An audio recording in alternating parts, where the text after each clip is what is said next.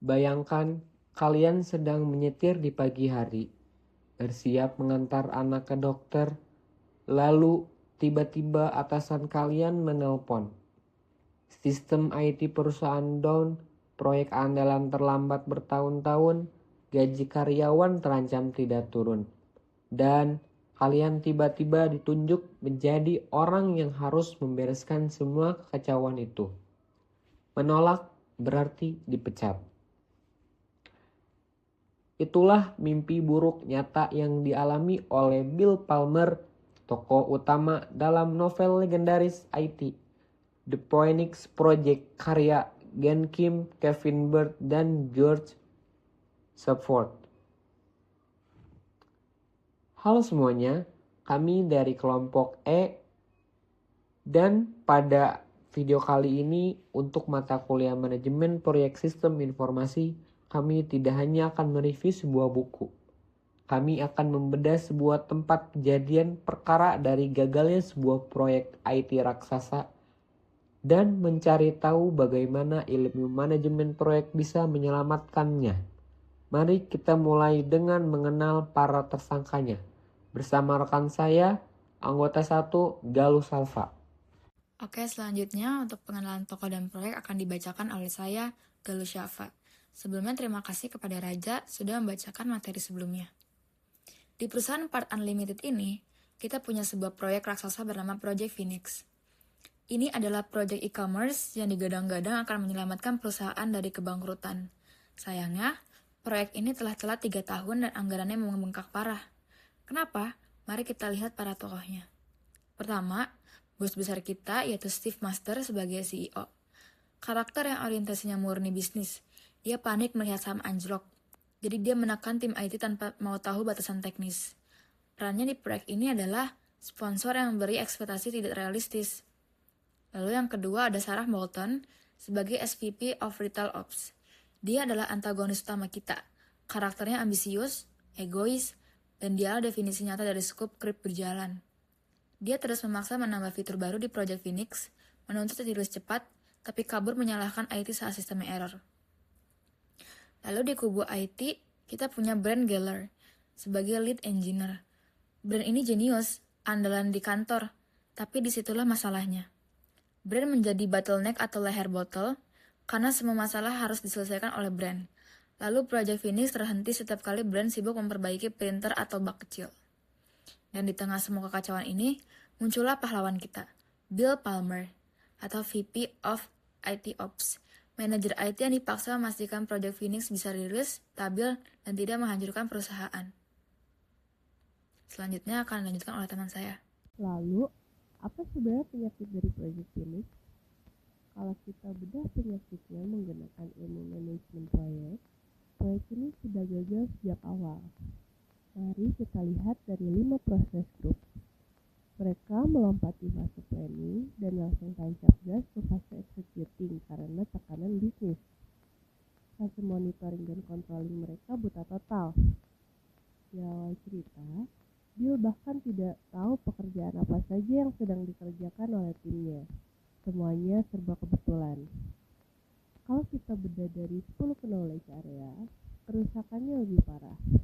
Yang pertama, scope management jebol, di mana Sarah terus mengubah requirement seenaknya tanpa ada dokumen change control. Yang kedua, schedule management hancur.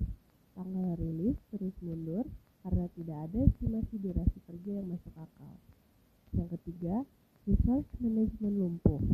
Mereka menggantungkan nasib jutaan dolar pada satu orang, yaitu Brent. Yang keempat, communication management toxic. Tim developer hanya peduli melempar kode, sedangkan tim operasional harus menanggung errornya. Di sana tidak ada komunikasi yang sehat. Lalu, bagaimana kinerja Bill Palmer sebagai project manager? Kelemahan Bill di awal adalah dia terlalu reaktif. Dia tidak punya wibawa untuk berkata tidak pada permintaan Sarah dan gagal memetakan pekerjaan terlihat di timnya. Tapi, kelebihannya luar biasa. Bill mau belajar dan dia akhirnya memvisualisasikan pekerjaan menggunakan papan Kanban. Dia berhasil melindungi Brent dari interupsi dan yang